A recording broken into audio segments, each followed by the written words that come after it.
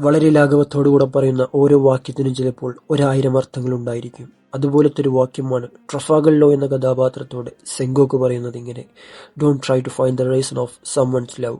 അതെ, ആരുടെയും സ്നേഹത്തിന്റെ പിന്നിലുള്ള കാരണത്തെ കണ്ടെത്താൻ ശ്രമിക്കാതിരിക്കുക. കാരണം ആ അന്വേഷണം ചെന്നെത്തിക്കുന്നത് ശൂന്യതയിലേക്കായിരിക്കും. ഈ ലോകത്ത് 2 തരം ആളുകളാണുള്ളത്. ഒന്ന് സ്നേഹം നടിക്കുന്നവരും മറ്റൊന്ന് യഥാർത്ഥത്തിൽ സ്നേഹിക്കുന്നവരും. സ്നേഹം നടിക്കുന്നവരുടെ ഉള്ളിലെന്നും നേട്ടമോ ലാഭമോ പ്രതീക്ഷിച്ചുകൊണ്ടായിരിക്കും അവർ നിങ്ങളെ സ്നേഹം നടിച്ചുകൊണ്ടിരിക്കുന്നത്. But the true love is unconditional. അവർ തിരിച്ചൊന്നും പ്രതീക്ഷിക്കുന്നില്ല. അവരുടെ ത്യാഗങ്ങൾക്ക് അവർ കണക്ക് വെക്കുന്നില്ല. നിങ്ങൾക്ക് വേണ്ടി ചെയ്ത കാര്യങ്ങൾ അവരെടുത്തു പറയുകയുമില്ല. നിങ്ങളോടുള്ള സ്നേഹത്തിന്റെ തീവ്രതയാൽ അവർ ചിലപ്പോൾ സ്വയം ത്യജിക്കാൻ വരെ തയ്യാറായിട്ടുണ്ടാവും. സോ, യാഥാർത്ഥ്യമായി നിങ്ങളെ സ്നേഹിക്കുന്നവരെ തിരിച്ചറിയുക.